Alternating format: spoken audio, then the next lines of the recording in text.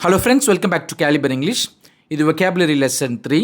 இந்த லெசனில் 10 அமேசிங்கான எக்ஸ்ப்ரெஷன்ஸ் கற்றுக்க போகிறோம். ஒவ்வொரு எக்ஸ்ப்ரெஷனுக்கும் நான் எக்ஸாம்பிள் சென்டென்சஸ்லாம் கொடுக்கும்போது முதல்ல தமிழ் வாக்கியங்களை கொடுத்துட்டு அதன் பிறகு தான் இங்கிலீஷ் டிரான்ஸ்லேஷன் கொடுப்பேன். அப்போ நான் தமிழ் வாக்கியம் கொடுத்த உடனே இந்த வீடியோவை நீங்கள் பாஸ் பண்ணிவிட்டு அதுக்கான இங்கிலீஷ் டிரான்ஸ்லேஷனை திங்க் பண்ண முடியுதா அப்படின்னு பாருங்கள். பின்னர் இந்த வீடியோவை நீங்கள் ரிசீவ் பண்ணும்போது என்னோட இங்கிலீஷ் டிரான்ஸ்லேஷன் வரும். அப்போ நீங்கள் உங்களுடைய டிரான்ஸ்லேஷன் சரியாக இருக்கா அப்படின்றத உங்களால் கிராஸ் செக் பண்ணிக்க முடியும். இப்போ இந்த வீடியோட எண்டில் பார்த்தீங்கன்னா உங்களால் மொத்தமாக எத்தனை சென்டென்சஸ் கரெக்டாக டிரான்ஸ்லேட் பண்ண முடிஞ்சுது, எத்தனை முடியல அப்படின்ற ஒரு ஐடியாவும் உங்களுக்கு கிடைக்கும். ஸோ இந்த சுய சோதனை உங்களுக்கு பயனுள்ளதாக இருக்கும் அப்படின்னு நம்புகிறேன். இப்போ வாங்க லெசனுக்குள்ளே போகலாம்.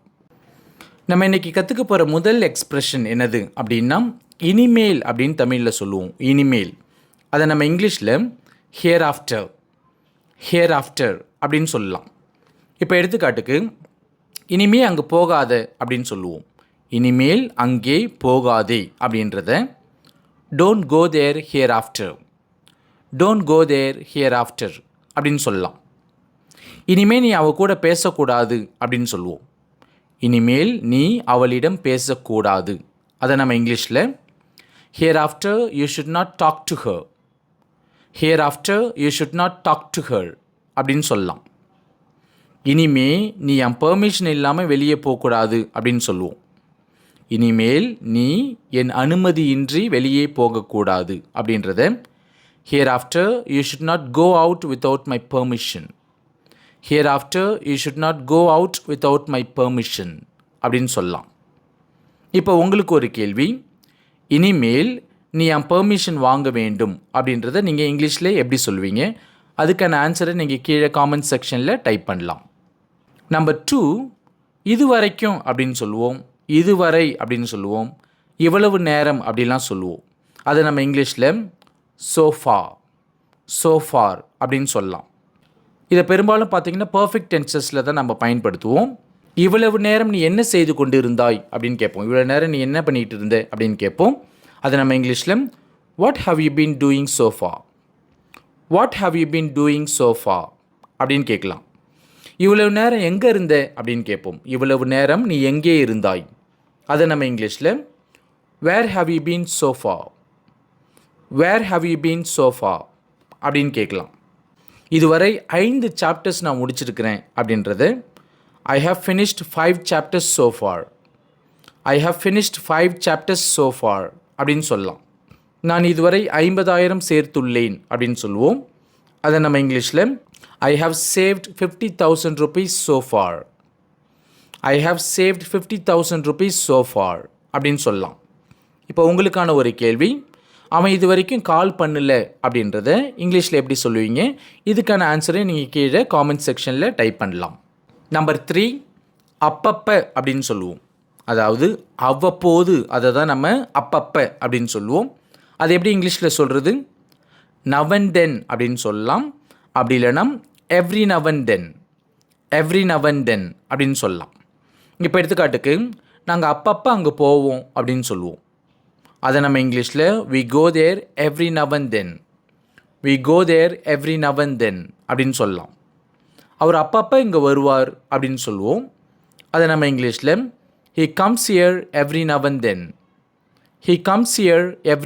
then அப்படின்னு சொல்லலாம். நாங்கள் அப்பப்போ சந்தித்து கொள்வோம் அப்படின்னு சொல்லுவோம். அதை நம்ம இங்கிலீஷில் we meet every now and then அப்படின்னு சொல்லலாம்.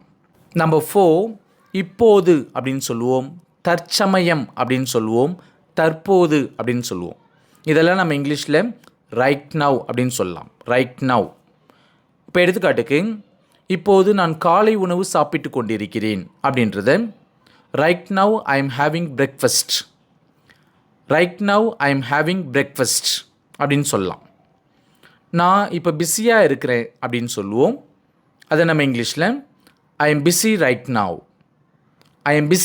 நவ் அப்படின்னு சொல்லலாம். நான் இப்போது சென்னையில் இருக்கின்றேன். I am in Chennai right now. இப்போது எனக்கு டயர்டாக இருக்கிறது. Right now I am tired. Right now I am tired. எனக்கு இப்போ நேரம் இல்லை. I don't have time right now. I don't have time right now. இப்போ உங்களுக்கான கேள்வி, அவள் இப்பொழுது வேலை செய்து கொண்டிருக்கிறாள் அப்படின்றது, அதாவது தற்சமயம் அவள் வேலை செய்து கொண்டிருக்கிறாள் அப்படின்றத நீங்கள் இங்கிலீஷில் எப்படி சொல்லுவீங்க? இதுக்கான ஆன்சரை நீங்கள் கீழே காமெண்ட் செக்ஷனில் டைப் பண்ணலாம்.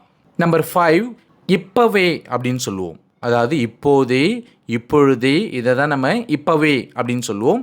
அதை நம்ம இங்கிலீஷில் ரைட் அவே, ரைட் அவே அப்படின்னு சொல்லலாம். ரைட் அவே அப்படின்னா உடனே, இம்மீடியட்லி அப்படின்னு அர்த்தம். இப்போ எடுத்துக்காட்டுக்கு, அவனுக்கு இப்போவே கால் பண்ணு அப்படின்னு சொல்லுவோம். அதை நம்ம இங்கிலீஷில் call him and inform him right away. Call him and inform him right away அப்படின்னு சொல்லலாம். அவனை இப்போவே இங்கே வர சொல்லு அப்படின்னு சொல்லுவோம். அதை நம்ம இங்கிலீஷில் ask him to come here right away. Ask him to come here right away அப்படின்னு சொல்லலாம். நாம் இதை இப்போவே செய்யலாம் அப்படின்னு சொல்லுவோம். அதை நம்ம இங்கிலீஷில் let's do it right away. Let's do it right away அப்படின்னு சொல்லலாம். நம்பர் 6, இப்போ தான் அப்படின்னு சொல்லுவோம். இப்போ தான், அதாவது இப்போது தான் அப்படின்றத நம்ம இப்போ தான் அப்படின்னு சொல்லுவோம். அதை நம்ம இங்கிலீஷில் ஜஸ்ட் நவ், ஜஸ்ட் நவ் அப்படின்னு சொல்லலாம். நான் இப்போ தான் வந்தேன் அப்படின்னு சொல்லுவோம். அதை நம்ம இங்கிலீஷில் I came just now. I came just now அப்படின்னு சொல்லலாம். அவள் இப்போ தான் கிளம்புனா அப்படின்னு சொல்லுவோம். அதை நம்ம இங்கிலீஷில் she left just now. She left just now அப்படின்னு சொல்லலாம். நான் இப்போ தான் அவங்ககிட்ட பேசினேன் அப்படின்னு சொல்லுவோம். அதை நம்ம இங்கிலீஷில் I spoke to him just now. I spoke to him just now அப்படின்னு சொல்லலாம். இப்போ உங்களுக்கான ஒரு கேள்வி, இது இப்போ தான் நடந்துச்சு அப்படின்னு சொல்லுவோம். இது இப்போ தான் நடந்துச்சு, நடக்கிறதுக்கு இங்கிலீஷில் ஹேப்பன் இந்த இடத்துல. ஸோ இது இப்போ தான் நடந்துச்சு, இதை எப்படி நீங்கள் இங்கிலீஷில் சொல்லுவீங்க? ஸோ இதுக்கான ஆன்சரை நீங்கள் கீழே காமெண்ட் செக்ஷனில் டைப் பண்ணலாம். நம்பர் 7, இப்படி தான் அப்படின்னு சொல்லுவோம். இப்படி தான், இதை நம்ம இங்கிலீஷில் திஸ் இஸ் ஹவ் அப்படின்னு சொல்லுவோம். This is how. இப்போ எடுத்துக்காட்டுக்கு, நான் இப்படி தான் செஞ்சேன் அப்படின்னு சொல்லுவோம். This is how I did. This is how I did அப்படின்னு சொல்லலாம். நீ இதை இப்படி தான் செய்யணும் அப்படின்னு சொல்லுவோம். அதை நம்ம இங்கிலீஷில் this is how you should do it. This is how you should do it அப்படின்னு சொல்லலாம். நம்பர் 8, அப்படித்தான் அப்படின்னு சொல்லுவோம். அப்படி தான் அப்படின்னு சொல்லுவோம் இல்லையா? அதை நம்ம இங்கிலீஷில் தட்ஸ் ஹவ். தட்ஸ் ஹவ் அப்படின்னு சொல்லலாம். இப்போ எடுத்துக்காட்டுக்கு, நான் அப்படி தான் இங்கிலீஷ் கற்றுக்கிட்டேன் அப்படின்னு சொல்லுவோம். அதை நம்ம இங்கிலீஷில் that's how I learnt English. That's how I learnt English அப்படின்னு சொல்லலாம். நீங்கள் அப்படி தான் பதில் சொல்லணும் அப்படின்னு சொல்லுவோம். அதை நம்ம இங்கிலீஷில் that's how you should answer. That's how you should answer அப்படின்னு சொல்லலாம். நம்பர் 9, இங்கே தான் அப்படின்னு சொல்லுவோம். இங்கு தான் அப்படின்றத இங்கே தான் அப்படின்னு சொல்லுவோம். அதை நம்ம இங்கிலீஷில் this is where. This is where அப்படின்னு சொல்லலாம். இப்போ எடுத்துக்காட்டுக்கு, இங்கே தான் நான் பிறந்தேன் அப்படின்றத this is where I was born. This is where I was born அப்படின்னு சொல்லலாம். இங்கே தான் நான் படித்தேன் அப்படின்னு சொல்லுவோம். அதை நம்ம இங்கிலீஷில் this is where I studied. This is where I studied அப்படின்னு சொல்லலாம். இங்கே தான் விஷயங்கள் சிக்கலாக தொடங்கின அப்படின்னு சொல்லுவோம். அதை நம்ம இங்கிலீஷில் this is where things started to get complicated. This is where things started to get complicated அப்படின்னு சொல்லலாம். த லாஸ்ட் ஒன், அங்கே தான் அப்படின்னு சொல்லுவோம். அங்கு தான். அதை நம்ம இங்கிலீஷில் தட்ஸ் வேர். தட்ஸ் வேர் அப்படின்னு சொல்லலாம். இப்போ எடுத்துக்காட்டுக்கு, நான் அவளை அங்கே தான் சந்தித்தேன் அப்படின்னு சொல்லுவோம். அதை நம்ம இங்கிலீஷில் தட்ஸ் வேர் ஐ மெட் ஹர். தட்ஸ் வேர் ஐ மெட் ஹர் அப்படின்னு சொல்லலாம். ஆக்சிடெண்ட் அங்கே தான் நடந்தது அப்படின்னு சொல்லுவோம்.